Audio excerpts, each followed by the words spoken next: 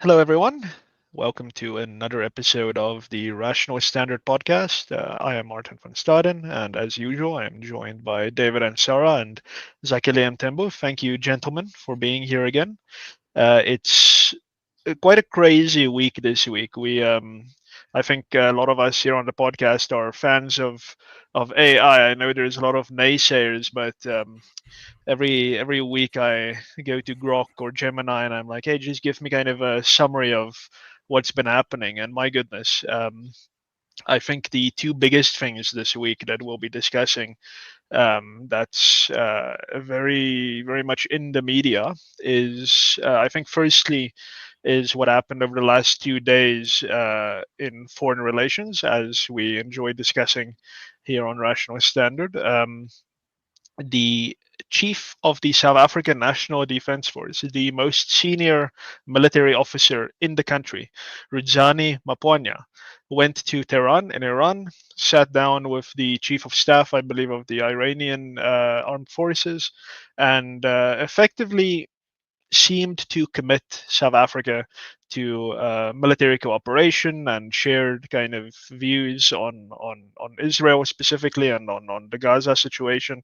Um, and that came as a shock, not because we don't all understand that that is in fact South Africa's foreign relations position, but because apparently there is a DTI team in the US, apparently, working very hard to secure a trade deal with the United States at this very moment. That this kind of news item leaked and or not leaked was kind of broadcast and shouted from the hilltops, that South Africa is committed to a military relationship with Iran.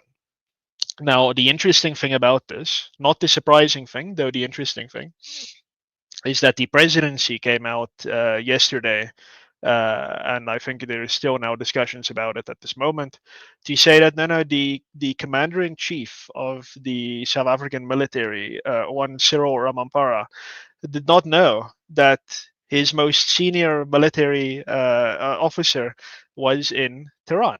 And the presidential spokesperson, in fact, said that what's the wording? Let me get this right.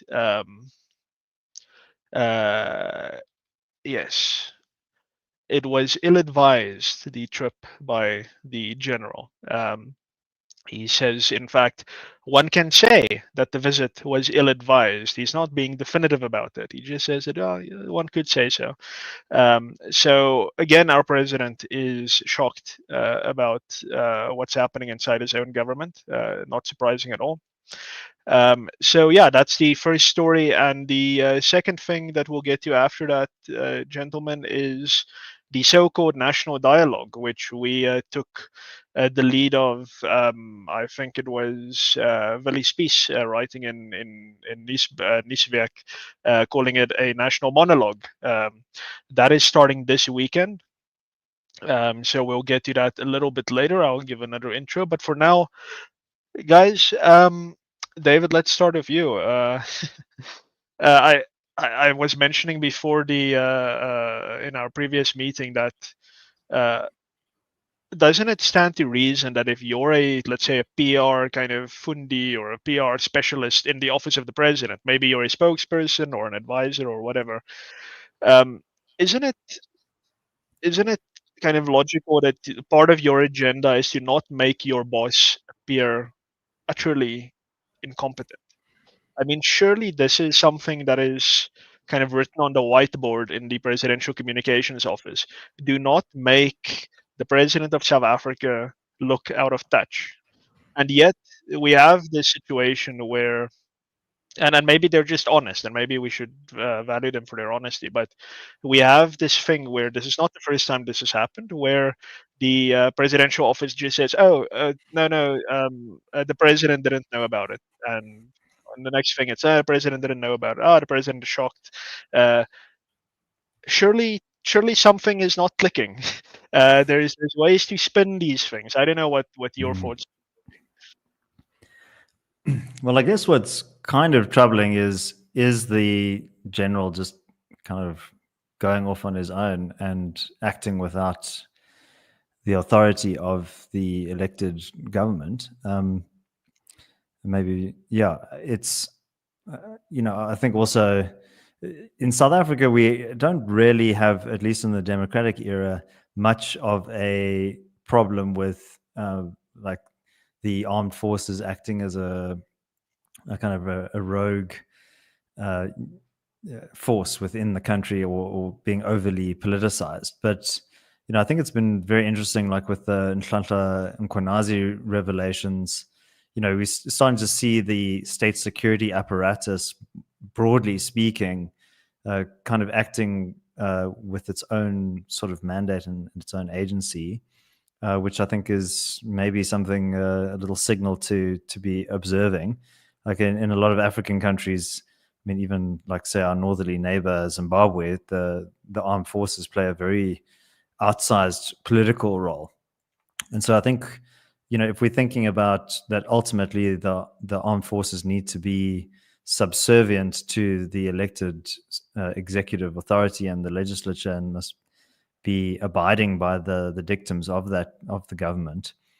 It just is a bit unsettling to me that you have, the general sort of making political pronouncements uh, on his own accord. Yeah, so I would say, also in South Africa, we have quite a high transparency. Like we all know about the corruption scandals and all of those things.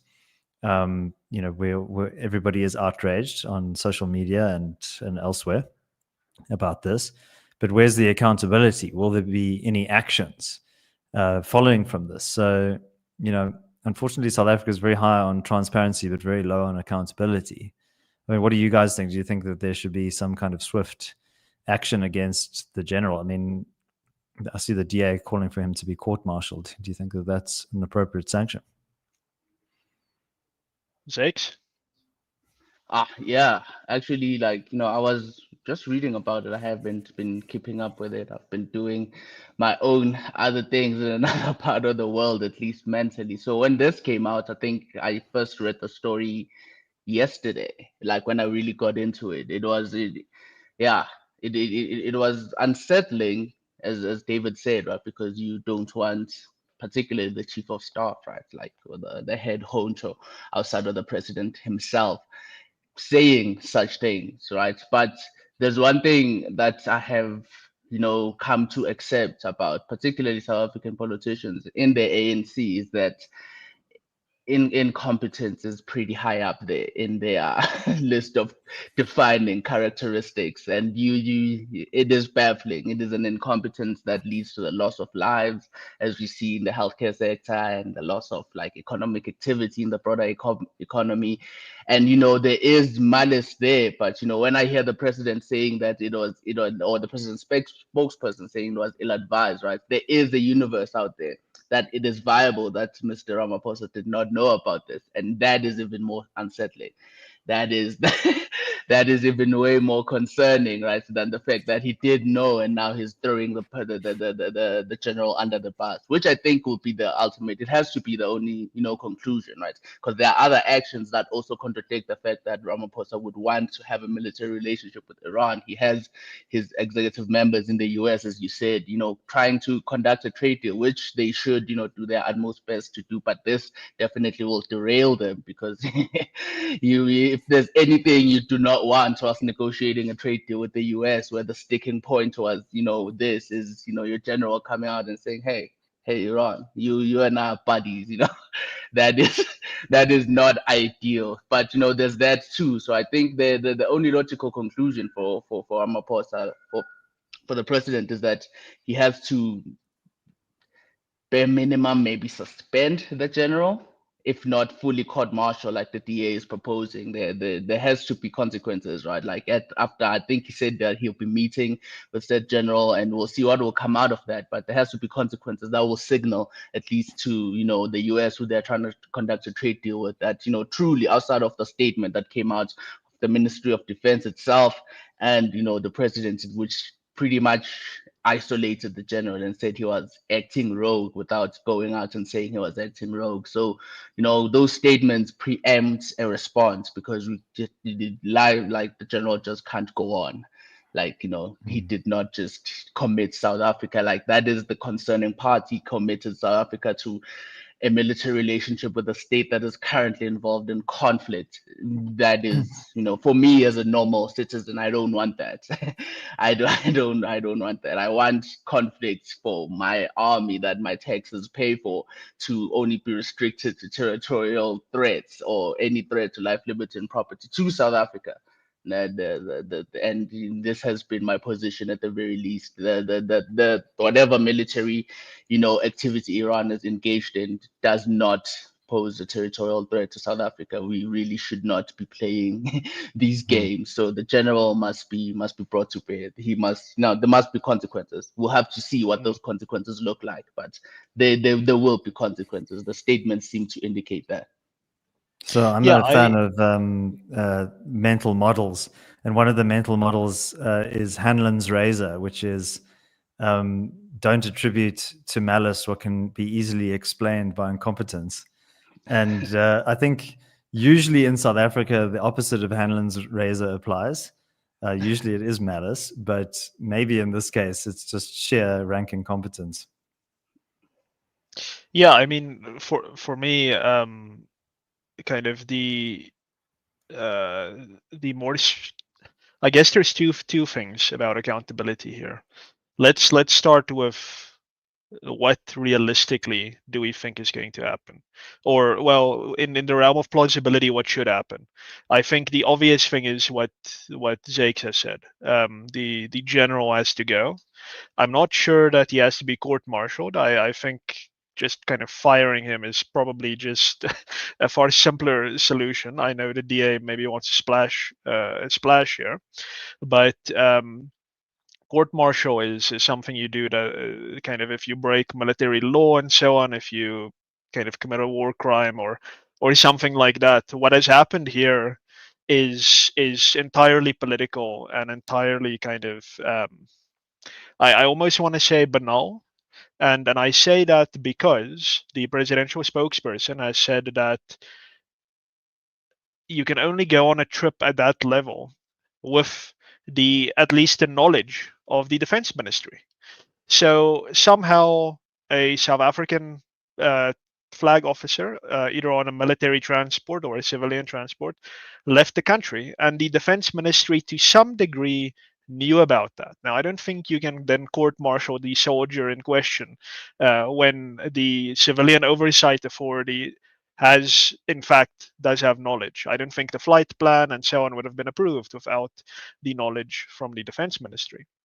So for me, it's not only a matter of the general having to be fired, but also the Minister of Defense needs to be fired. I mean, I think some people have called for this, and not enough. I think everyone is after the general. I think that is a mistake. I think that misses the point kind of completely.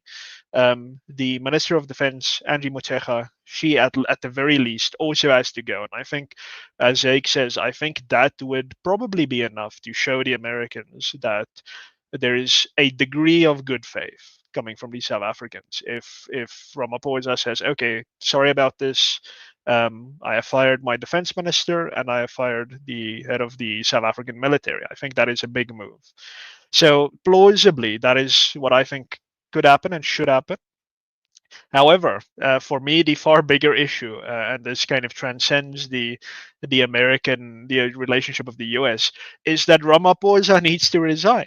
I mean, this is the type of thing that has brought down all administrations throughout the world. It's just somehow in South Africa, this is the type of thing that just doesn't lead to the head honcho his head rolling.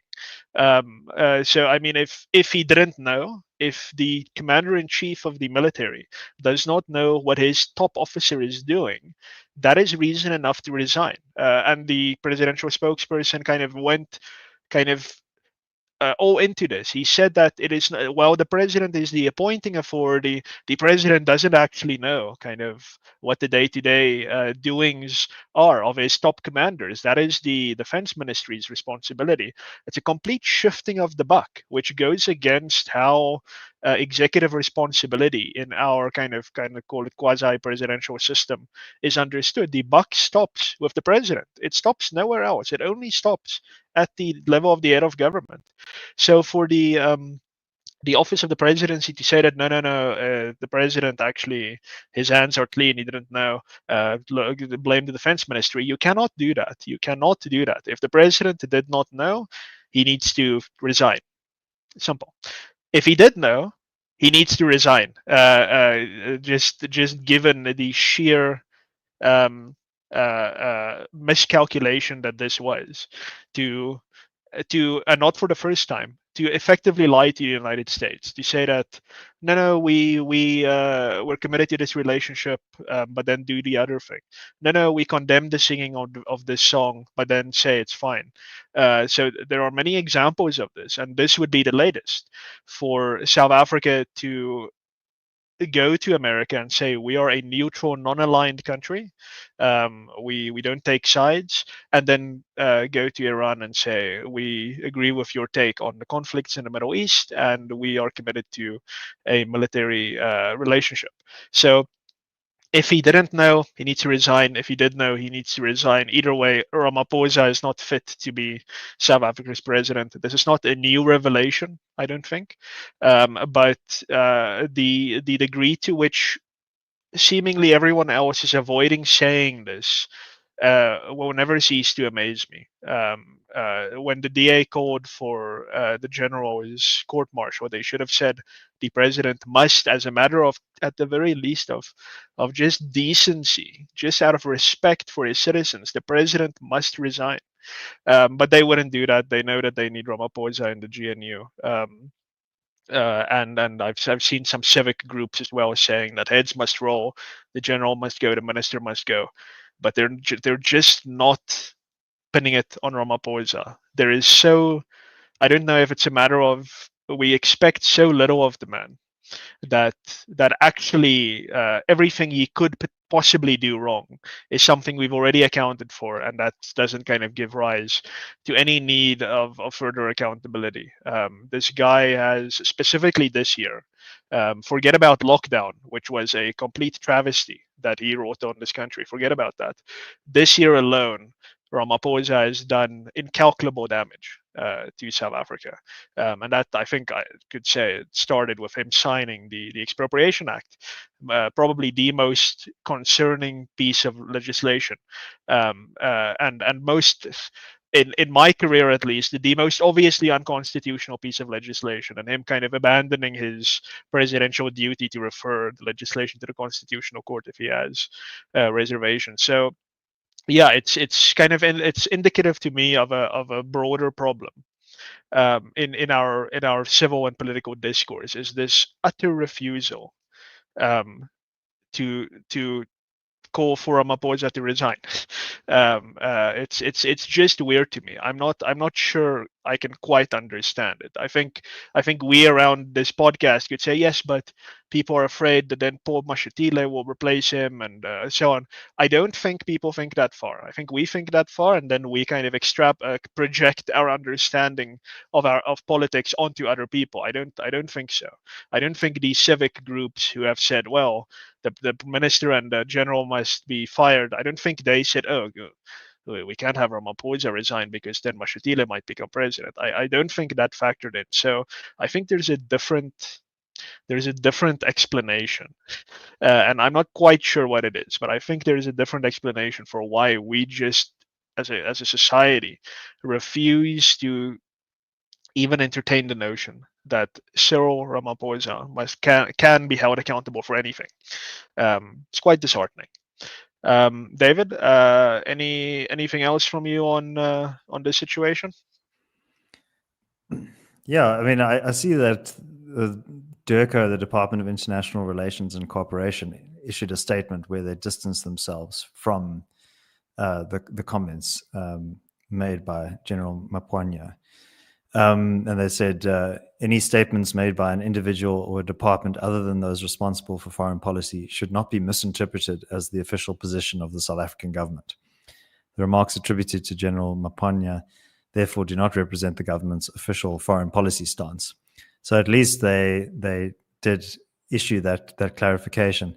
Amusingly, somebody on one of our FMF videos this week referred to DIRCO as the Department of Irrelevance and Communism, which I thought was quite a humorous interpretation of the acronym. But yeah, I think just to respond to your point there, Martin, I think what's a little bit depressing about South African politics is we've kind of gotten used to a bit of a low standard.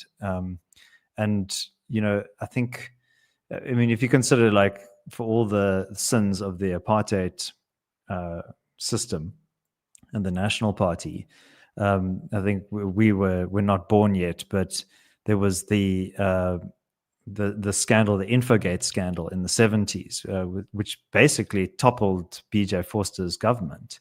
I can't remember all the details, but basically I think they were paying off journalists at the Citizen newspaper to write favorable coverage about the government.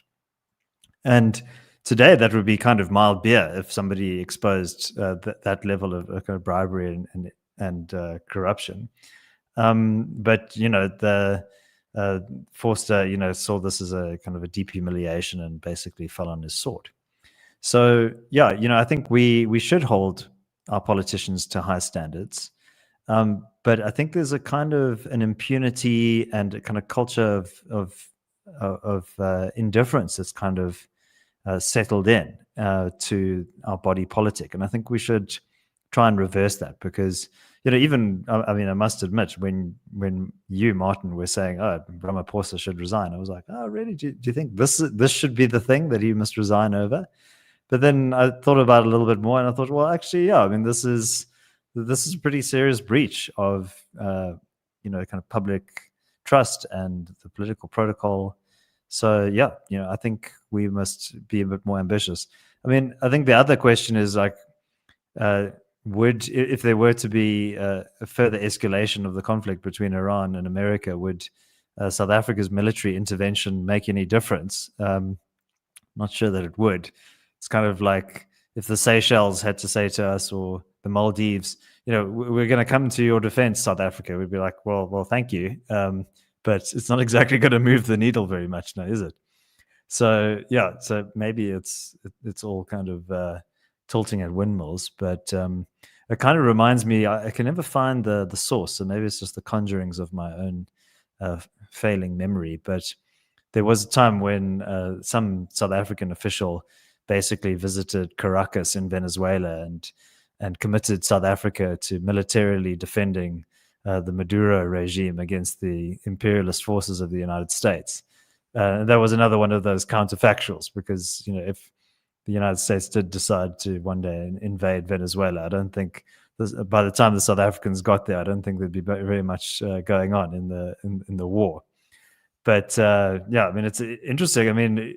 We've often reflected on our conception of the state, defending life, liberty, and property, the kind of basic functions. But I think one of the weird situations is that, do we even really have military capability to speak of at all? There was our misadventures in Eastern Congo recently. And unfortunately, many of our soldiers perished in that conflict. And they could hardly even be evacuated properly because of the lack of aerial support. So I think that there is a serious concern here that is South Africa. Basically, we've got this soft underbelly, and if there were any serious security threats towards the country, I don't know if we'd be able to defend ourselves in terms of the national armed forces. I think we have a lot of tough guys scattered around South Africa who have lots of guns, and they would probably help us to ward off the bad guys. So that's why we should have a lot of proliferation of private arms. I wouldn't want to be an invading force somewhere in Mpumalanga or Limpopo with all of those well-armed farmers and other people, let alone coming across the Mozambican border into KZN. I think you kind of might meet some of the the tough guys of Zululand. But I think that this probably heightens the scrutiny and is a good opportunity for us to say, well, actually, what is the role and proper function and the capacity of our armed forces at the moment? Because it seems to be in complete disarray. Did you guys see the imagery of the baboons that had taken over the Simonstown naval base? There was, No. yeah, because the Cape Peninsula has a big problem with baboons, and yeah, so basically, there's these pictures floating around the internet of like the baboons have basically like taken over the naval base. There's even one like a baboon sitting in the security guard hut. There's no security guard there, but there's a baboon inside the hut. It's quite an ominous scene. Yeah. No, I'll come to you now, Jakes. But yeah, just you do remember that, right? Someone did say that, David, from South Africa about Venezuela. It's very very lucidly clear in my head that one of our government officials has said that. But yeah, just on our own military capabilities, I would say very low. The thing that I think, I don't think the Americans worry about, oh, the South African army is going to help Iran or something. I think the worry is that we have, at least relative to the African continent, we are a military, we're an armaments manufacturer. So we have, last I checked, a relatively thriving armaments industry, both state-run and private as well, an exporting armaments industry, uh, creating armored vehicles and so on. So that would be my worry is if we are seen to be telling the Iranians, well, we're on your side of this conflict, we'll help you. Kind of the idea is not kind of seeing South African troops there, but rather seeing South African-made armaments there. Kind of the same with the relationship between Iran and Russia and Ukraine. You see a lot of Iranian drones and so on being used by Russia against the Ukrainian forces without seeing Iranian troops in Ukraine. So that would have been my worry. Jakes. Yeah. I think, really to David's point, the worry should be our own, military capabilities. I don't think that, and to your point too, the state aspects of the arms manufacturing. I mean, then I was always in trouble. They are always struggling to pay salaries and things like that. They are still pretty capable. It just speaks to the institutional structure of it all, right? Because they have some pretty great people there. As you said, they still, you know, manufacture these vehicles, but not as much. I remember reading because I try to keep up with our the security side of things, at least domestically, and they had failed to deliver an order. I think this was last year. It was to Libya or something, Libya or another one of these North African states, right? And and whilst they were struggling to pay salary. So I don't think even that aspect is too much of a threat really to the Americans. I'm sure they would be in a better position to know the capabilities of Danielle, maybe the private contractors, but they are so small, right, that I doubt they'd move the needle that much in terms of the supply of the Iranians. Really, for me, the concern is that like our military, as David said, just got, pretty much embarrassed in the DRC, and it was embarrassed by largely a Rwandan-backed force, and Rwanda is pretty small in size, and yet they had to beg Rwanda to let them pass through because there was no capabilities for them to be extracted out of where they had been deployed, which really raises questions about the supply lines that because they were pretty much non-existent really if logistics were not possible to be extracted. So we have problems. The chief of staff has bigger problems than wanting to support Iran, right? They are insurgents in Mozambique closer to us, right? And we had failed really. The SANDF should have been leading the charge there, but they had to seek some of East African states to deal with those, Islamist insurgents in northern Mozambique. And this should be our worries. We we have a domestic problem, one that one might say that borders on terrorism in terms of artisanal miners that can take over entire towns and cannot really. We already saw this, right? And like there are so many domestic and immediately outside of us threats that the SANDF should focus on, that Iran and like the conflicts in the Middle East should be so far removed. Like we should, like if Daniel was the leading arms manufacturer in the world, and the South African army had pretty much, annexed Lesotho and Swaziland and brought liberty and, at least our version of the Bill of Rights to those places, then would be like, hey, we can throw our weight around a little bit, but we can't. Yeah, we have a whole lot more problems, and to me, that is more concerning. Our army, right? I think has been neglected. One could say maybe ever since the arms deal, thing. Really, the South African state has really had an apprehension towards any form of funding towards the army, which has been unfortunate because, like, so many problems.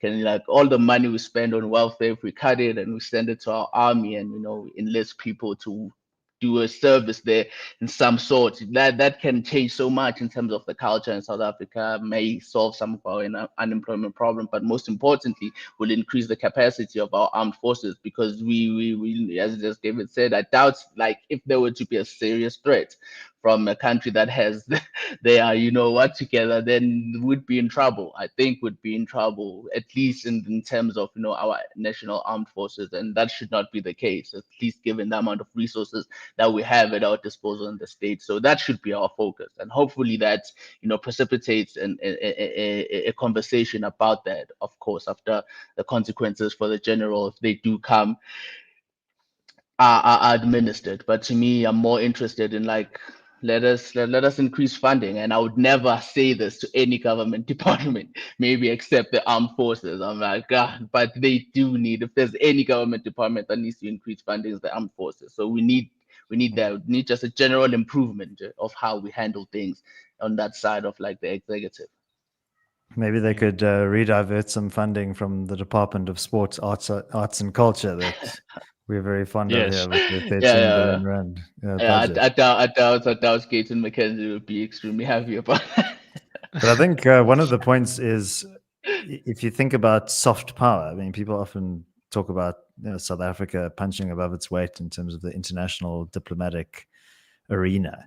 But I think soft power is downstream from hard power. Like, there's, you know, you need to be able to put some kind of weight behind your power.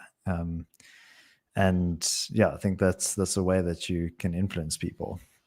But yeah, I think when you're in the position that South Africa's in, we don't really have a strong negotiating position at the moment. Yeah, your bark needs to mean something. The bark must represent the bite that could come. And currently, South Africa is very keen to be barking. We bark a hell of a lot, but kind of there's an understanding that there's no bite that will follow that.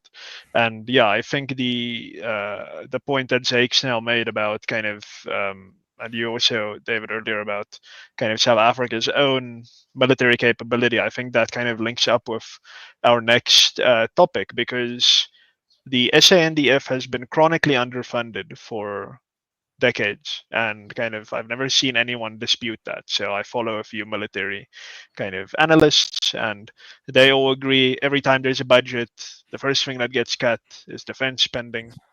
On the one hand, I think, thank goodness that we don't have a kind of strong military to kind of repress us more if the state were so inclined.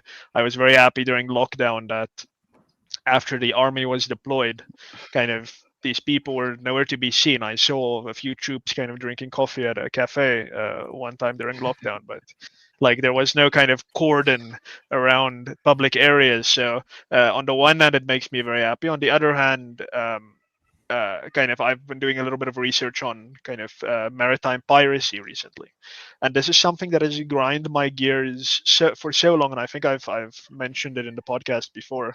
Like, the Horn of Africa is a crucial international trade route, and South Africa, for what it's worth, we have a navy. We probably have the best navy on the continent, despite the chronic underfunding.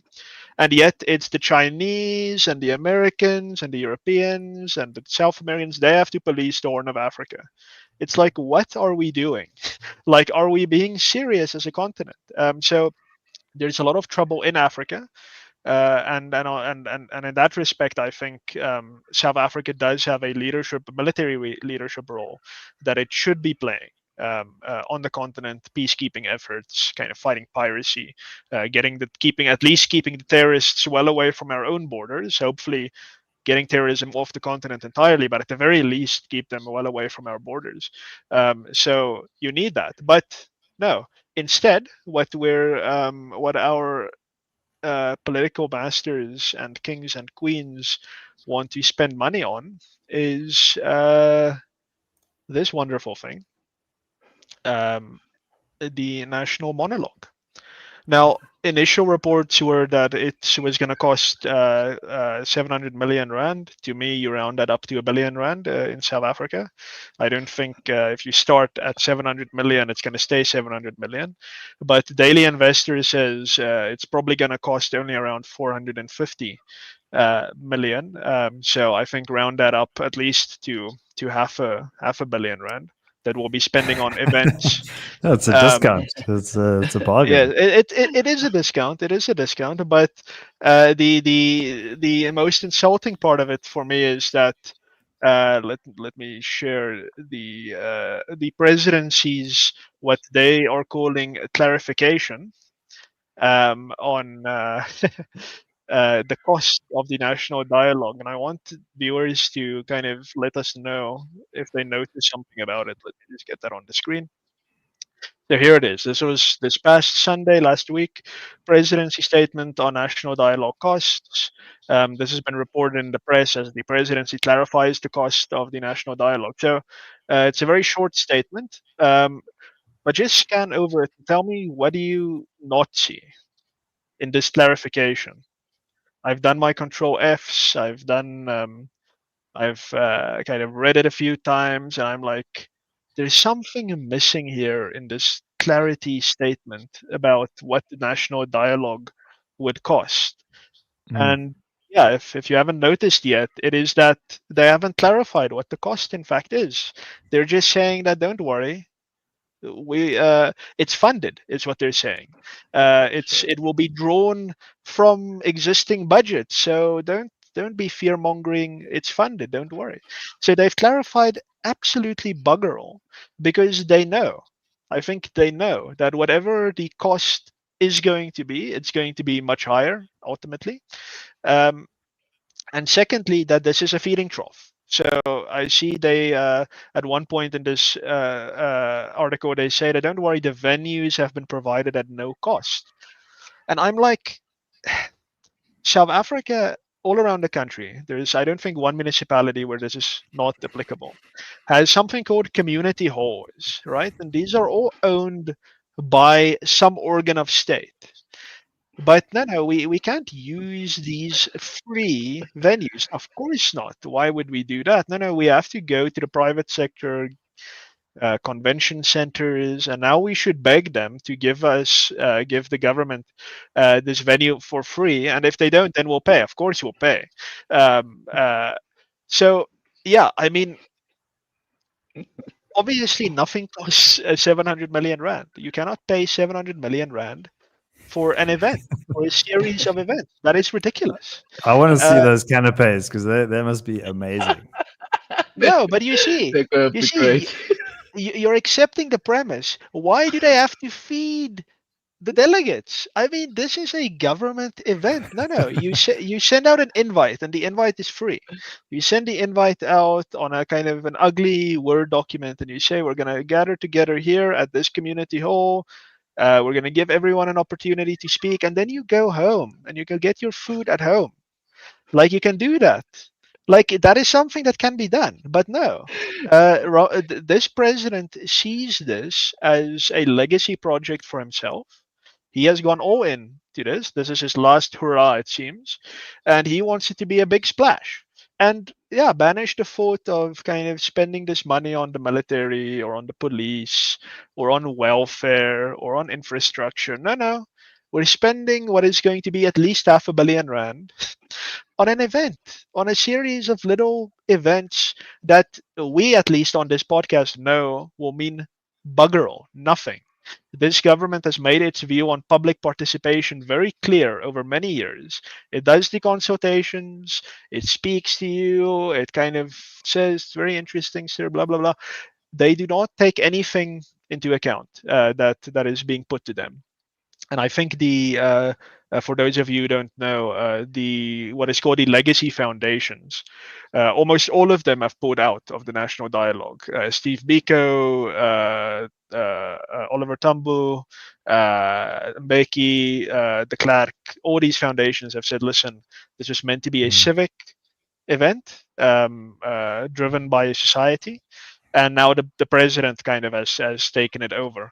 And when the government takes over something like this, yes, they're going to say we're consulting, and they're going to milk this for years. They're going to say we had a big national dialogue, and everyone agreed that South Africa has to address the triple challenges of poverty, unemployment, and what's the other thing, inequality. Inequality. And yeah, so and the everyone agreed that challenges. we have to recommit to the national development plan and so on. It's like, okay, great, yeah. So yeah, it's a complete sham, and he's very keen. Ramaphosa is very keen to splurge a lot of money on this. So David, let's start with you. What's do you support the national dialogue? Has your invitation arrived yet? Do you have a keynote speaking slot? No, my spam filter is set to a very aggressive level, so it kind of weeds out all of these important emails. I really must get IT to look at that. But maybe it's because the Free Market Foundation only represents the legacy of what was once the free market, now the fettered market. So I don't know if we can be classified as a legacy foundation, but yeah, I thought that talk was cheap, but clearly it isn't. Talk is very expensive. And I think this goes to the heart of some of the big problems in South Africa. Like, obviously, we had this negotiated transition during the 90s, and there was a sense of, okay, well, actually, we talked ourselves back from what could have been a very violent conflagration. Look, there was a lot of violence happening as a backdrop to these talks. But I think what's different to then as opposed to now is there was a sense of the negotiating parties had some kind of strong vested interest or represented constituencies that were at loggerheads that needed to resolve their differences, and that there was a sense of, okay, everybody's going to have to leave something on the table here. And trade-offs and compromise was the order of the day. But I think what's irking a lot of people about this national dialogue is there doesn't seem to be any willingness to deal with some of the holy cows of the policy framework in South Africa. So BEE is not on the table. Really, it should be. Our foreign policy is in complete disarray and needs to be clarified. The Expropriation Act, we've got like MK kind of proposing that we should just somehow delete Section 25 and have the state own all property in the country. Like, these are kind of irreconcilable differences. And, I think the reason we've gotten into this position is because of the policy choices that we've made. It's not some kind of like exogenous force that's just like somehow led us astray or whatever. Like, we've made these choices ourselves. And yeah, I mean, I think what's kind of insidious about this is it's a way for the ANC to validate and justify its policy framework without really having to give anything up. I think what's also interesting about this is, and this is something I learned from an interview with Tians Ilof on the Biz News channel, was that actually the national dialogue before the elections was something that a lot of civil society groups were proposing. And I think the Mbeki Foundation was driving it. And then somehow during the GNU negotiations, this became a negotiating point. I've been reading Tony Leon's book, which is called Being There, and which he, as a negotiator for the DA, he had a front row seat to some of these discussions. And I think it was Phoebe Potgieter who was kind of talking about some of the importance of the dialogue. And so it basically got hijacked by the politicians.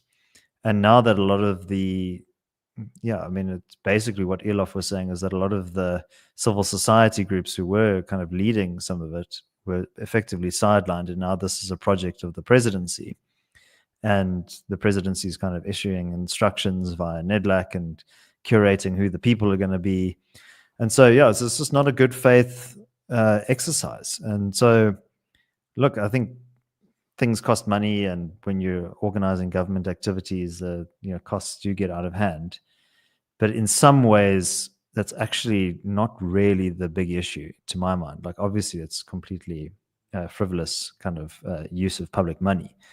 But I think the real issue is that it's actually not a good faith dialogue. Like, I'm sure CODESA cost a lot of money, but maybe you could say it was worth it.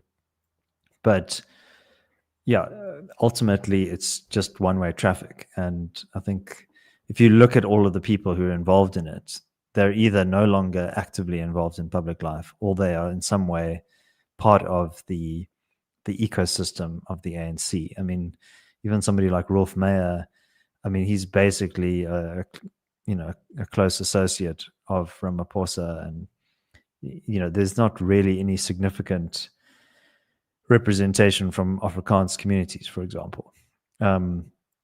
So yeah, I was quite surprised when I saw that. Was it AfriForum and Solidarity have pulled out, Martin? Yes. I didn't know that they were actually part of it.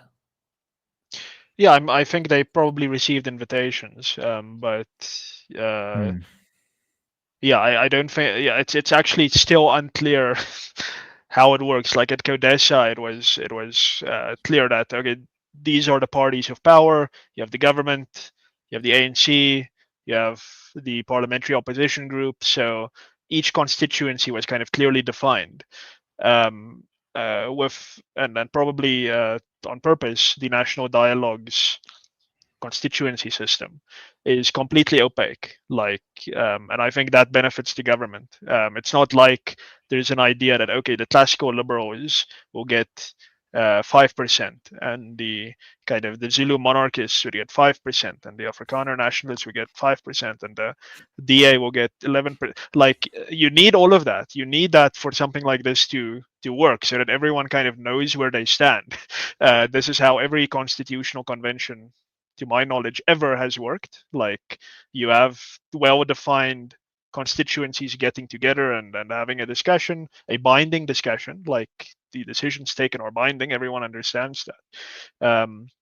But this is very much kind of a government-controlled thing, which is like people say it's a talk shop, and people think, oh, you're kind of just diminishing it. No, it is a talk shop. It is literally just a talk shop. There is no legislative framework for this. There's no constitutional, obviously, framework for this.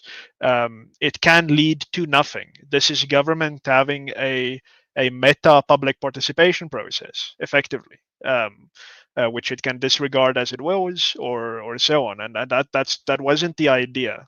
The idea, at least of the GNU thing, is that, and this would be my preference. For instance, I actually don't think that it should be this broad-based second CODESA thing, because that is just chaos. You cannot do it this way. My view would have been that the parties in the GNU should each get a kind of a percentage, and they should go into a national dialogue. They have all been voted for by someone, so they all have mandates to be there. And they should go into the national dialogue. I know the DA has taken a very disingenuous position on this, and they did the same thing with Cape Independence. They're like, no, we had a referendum already, or no, we had a national dialogue already. It was the election. No, no, that's don't do it. Don't be like that. So no, I think that is how this should have been approached. I don't think it being civically led was going to be much of a difference. Speaking for myself, kind of as someone who's quite involved in this space that we're involved in kind of the libertarian slash classical liberal space, I've been with the IRR, I've been with Sakeliga, kind of very free market oriented. I'm a member of AfriForum, for instance. I'm a big supporter of Solidarity. Even if this thing was civically led by the Thabo Mbeki Foundation, etc., I still don't think it would have been to the point. I still don't think that event would have come to the point of, well, we need to get rid of the Expropriation Act, we need to get rid of NHI, and so on, which is, to me, that is really the only use of an event like this after the election that we just had, to say that, hey, ANC, you don't get to have your most important ticket manifesto items brought into law anymore. That's over. You lost the election. That to me would have been the point to a national dialogue, is to understand in this new reality of coalition politics, where probably forevermore South Africa will not have an outright majority for any specific party. How do we navigate this? How do we decide on policy? That would have been, in my view, how it should have worked. Zakes, what's your take on this? Yeah, I think for me, really, the cost, the cost should matter. We just came from, a very strenuous budgetary exercise that lasted over months, and we were told that there was no money, and we were forced a tax increase in the form of VAT. And now the presidency just released a statement detailing all the places where they found the money for national dialogue. Like, yep, all of this is well accounted for in the budget that we just passed, which we said has no room for cutting expenditure. They were threatening cutting education fund. Like, you could have cut 700 million rand. It definitely would have made a difference, right? But yeah, no, it's and to the point of it, like, I am all for really things that matter in the form of, I get where the DA is coming from. The elections, like, our focus should be that. Our focus should be controlling the levers of power, at least on a semi-permanent basis until the next 4 years, right? And to your point, Martin, really the only way it would have been, substantive, the dialogue itself, outside of the cost just being purely obscene, would be if it was premised on, actually substantive things that would have led to actionable change. But given the fact that there is no requirement on, like, there's no really legal provision for for any decision taken in a dialogue to be binding, there's no way for the ANC to follow through on any of that. Even in your ideal scenario whereby they spoke about these things and were like, okay, NHI is bad, the NHI, we will still have the Minister of Health saying, traveling across the world, saying there are people at home fighting against universal healthcare.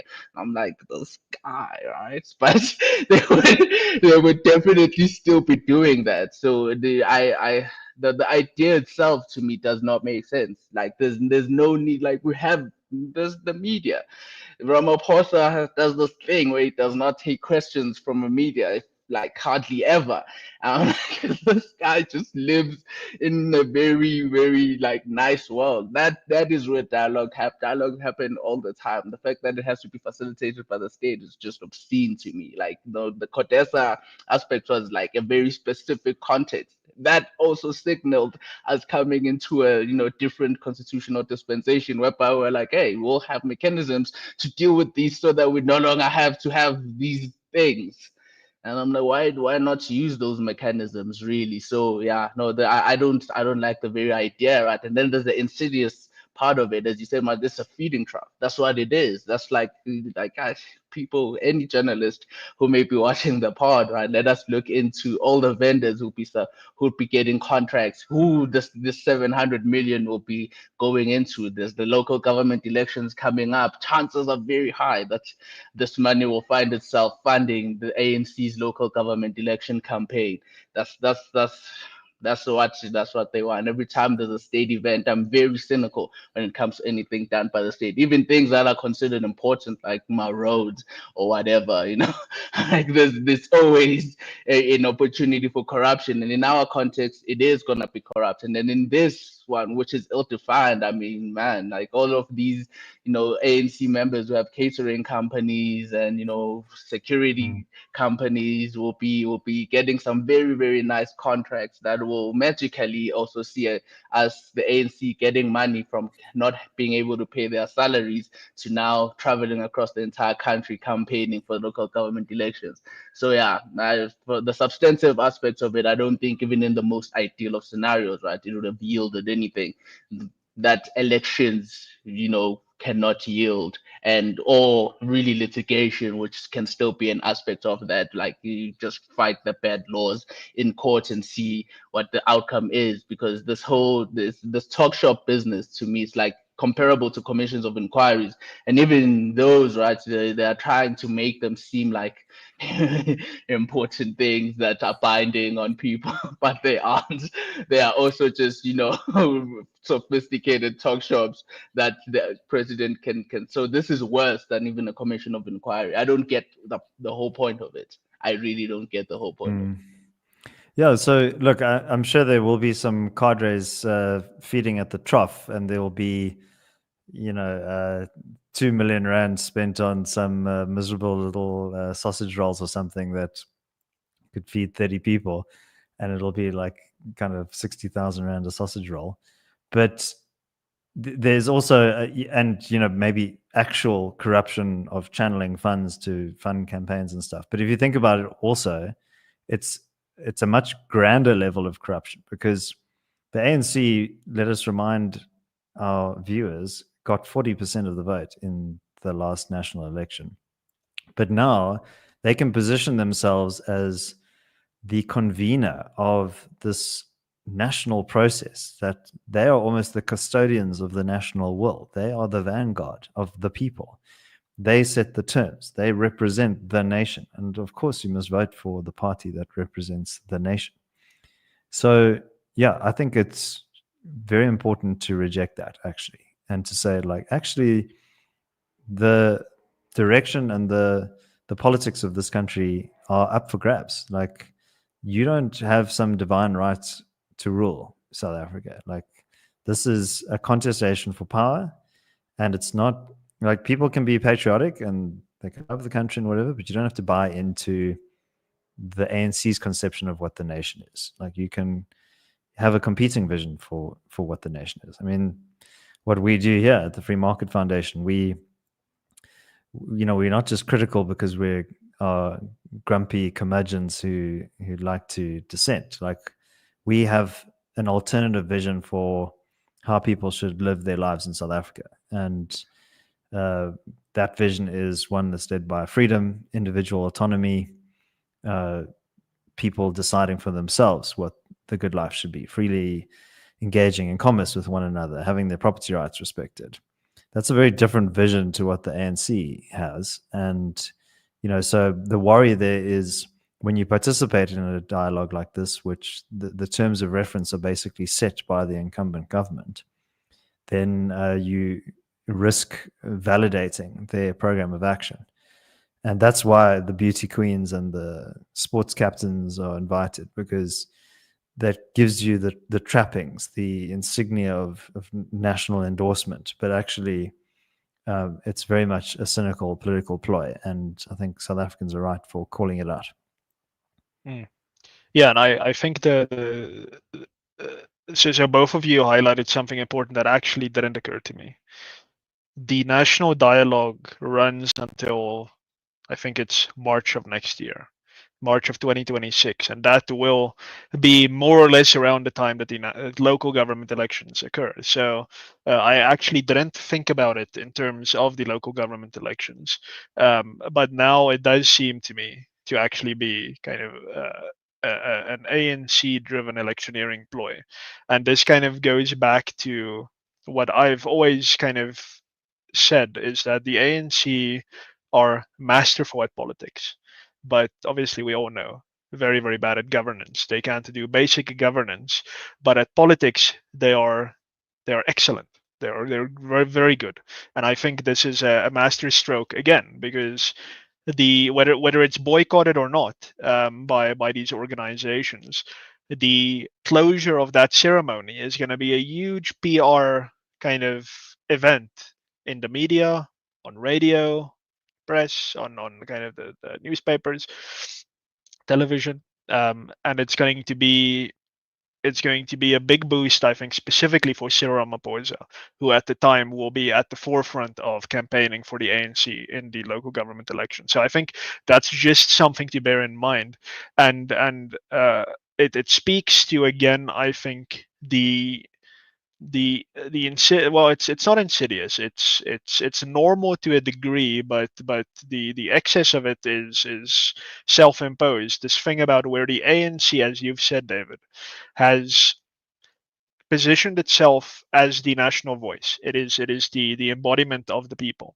It has governed outright for 30 years. It is now governing for a year in a coalition, and it has spent all of that time shifting the logic of South African politics to precisely where it wants it.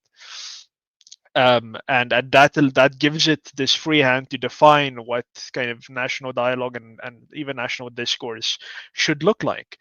We all experience this kind of in our daily lives. Like, if we don't talk about inequality, then we're doing some, like, we're missing something. But no, I mean, this is an ANC contrivance. If we're not talking about transformation, then we're missing something. But no, this is an ANC contrivance that has become normalized throughout our discourse, and this is something the ANC has done very well, and it's good that the ANC has done that, because every political party should want to do that. Every political formation should want to do that. We at the Free Market Foundation, as a policy institute, we want to do that as well. We also want to set the terms of what discourse should look like. We should be talking about liberty, and kind of liberty should always be a given, an assumption that everyone has, which they don't. But we would like it to be that, and if we had the power to do it, we would do that.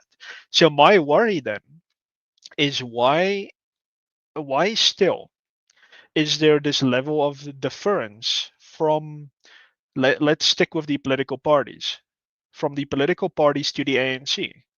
Why is it that the Freedom Front Plus and the DA and I think Action SA has kind of pulled out but kept one foot in the door? They're sending observers, but they're not participating in any official capacity, they say. Why is it that Will they be none able of to eat the these? canapes though? If you're an I observer, I I think so. Yes, I think that's why they're mm. sending observers. uh, so the question then is, why is it that the premise has been so eagerly accepted, and why the ANC is allowed to, no, not allowed, they should be allowed to act unilaterally? The national dialogue is now an ANC event, but do you see a competing, let's say, from the Freedom Front, a conservative dialogue, a community dialogue, or from the DA, let's say, a liberal or a kind of a social democracy dialogue? No, none of them are doing these things, because in the back of their minds, they are still deferring to the ANC. They are still telling themselves, even though they're not participating, they tell themselves that the national dialogue is the thing that is now happening, and they're going to throw pellets from the side, maybe at it, and say, "Oh, you're doing this wrong and you're doing that wrong. It's expensive. The terms of reference are flawed." But they will not act unilaterally themselves and play politics. They will not play politics in the same way that the ANC plays politics. Um, I don't know if they think it's unethical. I don't think it's unethical. I think it's masterful for the ANC to be able to do stuff like this. I just wish that the parties that I kind of like more and that I prefer policy-wise over the ANC would also do it. So yeah, it's thank you for reminding me of the local government elections, because now everything kind of is fitting in quite well for me. The ANC has seen the writing on the wall. They've seen that they're losing power, and now they've timed this national dialogue to coincide almost perfectly, almost one to one with their local government campaign. And I think they're if they're not going to increase their local government power or representation, I think at the very least the national dialogue is going to contribute quite a bit to them retaining um, what they otherwise might have lost. Because this will be a big boon for Ramaphosa, I think. The presidency said that already over 1,000 delegates have been confirmed for this spectacle, and make no mistake, it's all about the PR. The reason that the the National Party, for example, couldn't get its homeland policy through, and its fake kind of black local authority policy through, was because there was never a mass, there was never an appearance of legitimacy. So you never saw lines of black South Africans voting for these sham local kind of black mayors in these areas. They boycotted it. So there was never something that the National Party could put on the front of kind of the citizen or of the burger and show how legitimate this racial policy is. But the ANC does it better than the National Party did it. So they are going to fill the room. They're going to fill a whole convention center with these people. And I think it's going to be a PR win for them. And that is something that I think people should just keep in the back of their minds. This is an election strategy, I think. In addition to being, I think Ramaphosa's probably his last, let's say, positive hurrah for his presidency before he steps away. But yeah, It's I a think national distraction rather than a national dialogue. And sorry yes. to I keep interrupting you, Martin. Apologies No, for no. I that. just But want to say that the last word. yeah, I think we're going to close out soon, so I'll give you your few minutes, David. okay, cool. Yeah, so Zake's made a really good point, and he also made this point on the FMF channel recently around commissions of inquiry. And I think basically what happens in South Africa is that we tend to prefer process over outcome.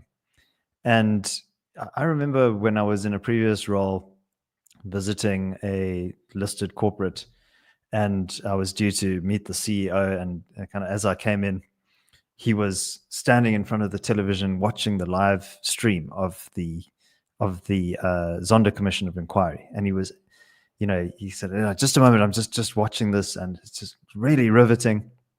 And he's like, "Have you been watching? Have you been seeing this?" No, not really. I'm kind of aware of what's happening, but I don't really watch it that actively. And kind of occurred to me that politics in South Africa is something of a spectator sport.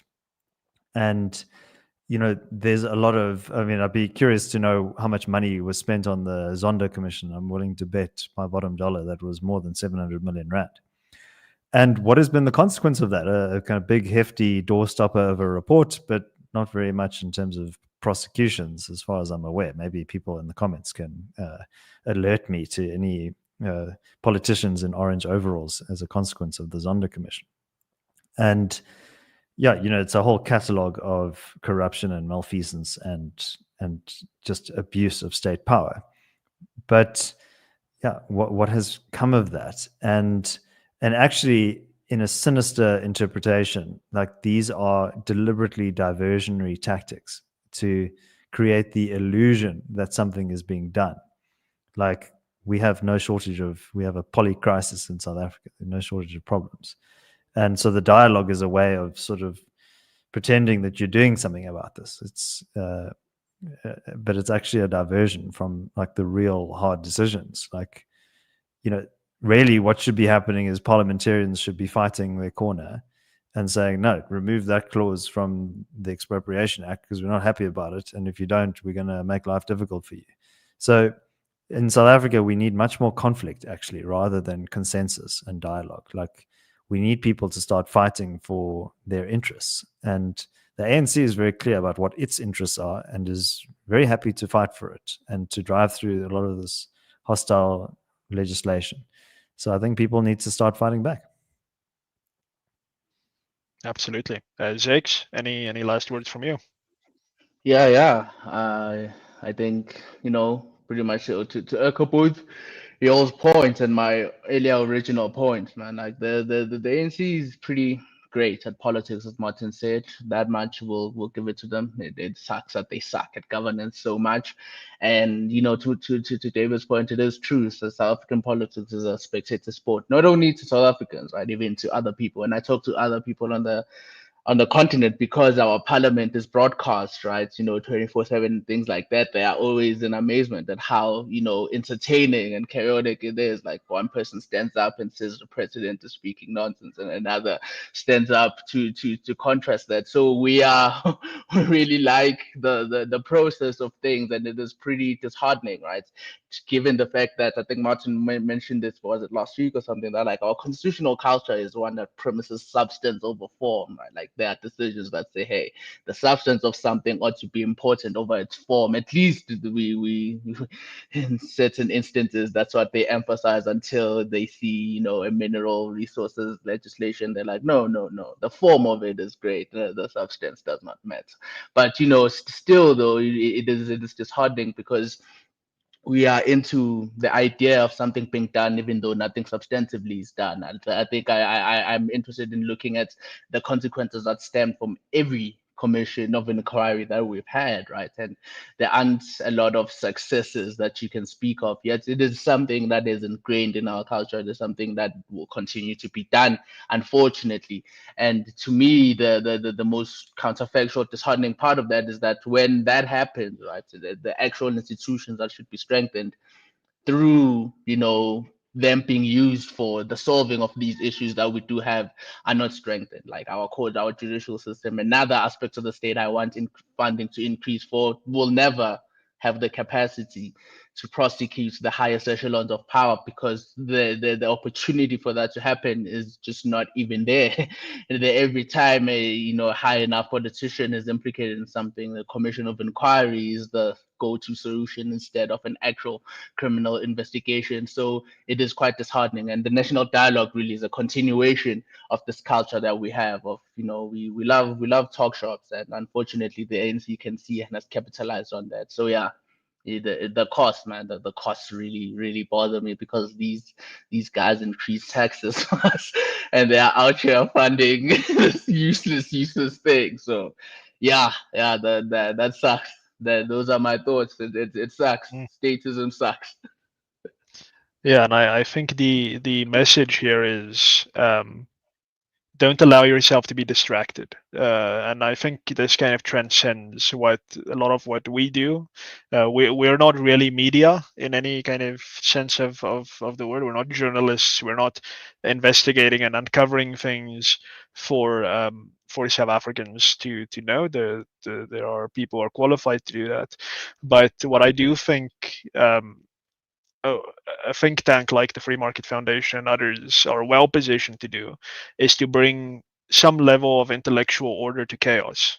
And my view is that something like the national dialogue, something like this commission that's now looking into police kind of corruption, I think those are instances of chaos. Kind of about the police, the police commissions thing. I mean, uh, the few hairs that I have left are not long for this world because these people should have been arrested. Like to me, I cannot understand why this is not obvious to other people. Like a senior police officer said, "Hey, that guy." I have evidence that that guy over there has committed high levels of corruption. If a police officer, a constable, thought that of me, I would be arrested and I would be put in cuffs in a cell, and they would then investigate. They would arraign me before a court. I may get bail, but then the process starts and I'm gonna have my day in court and I'll be acquitted or I'll be sentenced to prison. But the most senior police officer in KwaZulu-Natal says those people, I have evidence, no one's arrested. No, there's nothing, none of that. No, nothing about courts, nothing. We're going to form a commission of inquiry. What? It's chaos. It is absolute and utter chaos. So I think what we do is we point out these things that seem to just be kind of swept kind of aside in our national discourse. It's kind of, oh no, of course there must be a commission of inquiry. I've had DA people say, and then kind of other opposition party people say, no, of course there must be a commission of inquiry. No, there must be an arrest and an investigation, a police investigation. And I think the key thing that that we're pointing out, and that's kind of animating a lot of our thinking about the national dialogue, is do not be distracted. Do not allow the pomp and circumstance that really effectively is just one political party and moreover one man trying to secure his legacy to distract you from the very problematic things happening, and to distract you, dear listener, dear viewer, from the important business of state-proofing yourself, state-proofing your family, ensuring that you organize with your communities, your local communities, kind of people around the country or who have similar interests from you, organize, institutionalize, entrench, and make sure that the harm that the South African state kind of apparatus wants to do to you is not quite as bad as they intended to be. That is really, I think, what you should be spending all of your time that you dedicate to politics. You should spend it on that. And unfortunately, I do think there will be quite a few South Africans who will look at the national dialogue with a level of trust and confidence and say that, well, we're finally having the conversation, and at the end of this, we're going to go into the sunset with a plan.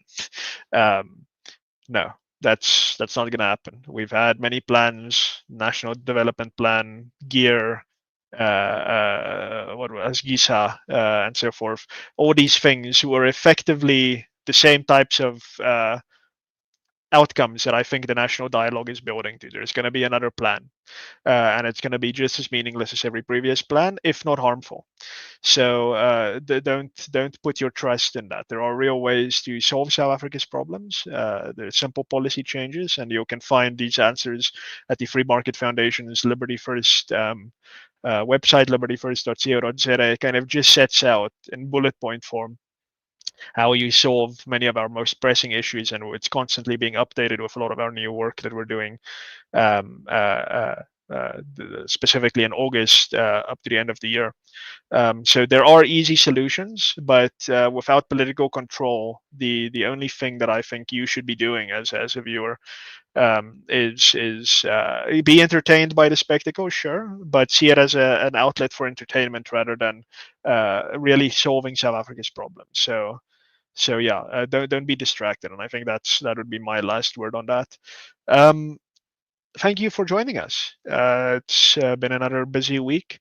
We'll see what happens with our military now, with its head honcho probably being the one who is going to be thrown under the bus, while the Minister of Defense and the President, of course, the President, not seeing any accountability for this massive breach in I think very basic military and foreign affairs protocol. Um, so yeah, I expect another acting chief of the SANDF to be appointed soon, and repeating that old South African institution that we have more acting occupiers of offices than permanent occupiers of offices for our most important government institutions. So I fully expect that to happen. And yes, we'll see what this weekend delivers by Sunday about this national dialogue. My hope is that many more of the delegates withdraw and call out the sham for what it is. But yeah, that will at least be entertaining, if not indicative of any kind of success for South Africa. All right, please like this video, share, restack it on Substack. That's rationalstandard.co.za. And please click the bell icon and ensure that you can see our latest content on this YouTube channel the moment we upload it. But that is it from us, and we will see you again next week, Friday, on the dot at 12 noon. Go well. Cheerio.